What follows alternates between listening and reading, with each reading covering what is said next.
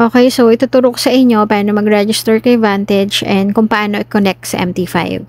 Si Vantage merong offer ngayon na 100% deposit bonus. Punta lang kayo sa bio ko, nandun yung link para makuha nyo yung bonus. Ang minimum deposit kay Vantage is $10, pero para makuha nyo yung bonus nila, ang minimum deposit is $50.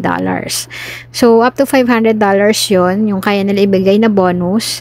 Kapag na-reach nyo yung $500, then every deposit nyo, 20% bonus na lang.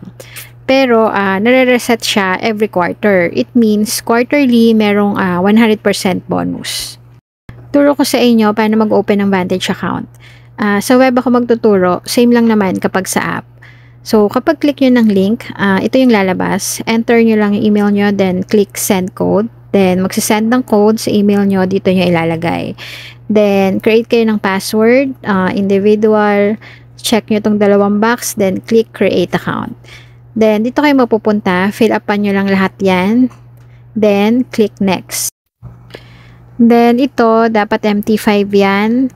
Then, click nyo lang tong standard, USD, then click next. Then, punta lang kayo dito sa ID verification. Kailangan yung ma-verify muna yung account nyo para mabigyan kayo ng login details.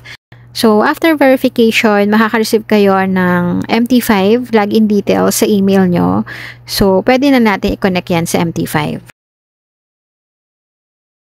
Install muna kayo ng MT5 app. Then, click nyo lang tong accept. Then, X nyo lang.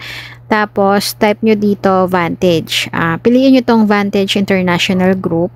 Then, enter nyo lang dyan yung login and password na sinensa nyo sa email nyo. Then, itong server, wag nyo kakalimutang palitan. Importante to kasi ito yung madalas na error na not connecting. Kapag mali yung server na napili nyo, i-check nyo maigi yung sa email nyo if anong server yung binigay sa inyo kasi iba-iba yan. So, ito yan, Vantage International Live. Click nyo yan. Then, click Login. So, ayan na siya. Nakakonect na siya sa MT5. Click nyo lang tong chart. Then, kapag click nyo nito, ito na yung buy and sell button. So, kayo na bahalang mag-explore sa app ni MT5. Basta gagamitin natin siya for trade execution. Para makapag-open kayo ng demo account, click nyo lang tong open account. Then, dito kayo kay demo account. Same process lang din, katulad nung ginawa natin kanina.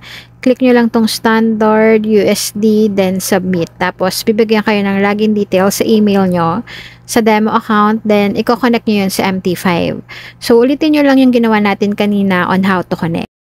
Kapag magde-deposit kayo or pag-withdraw naman kayo ng profit nyo, sa broker kayo pupunta, hindi sa MT5.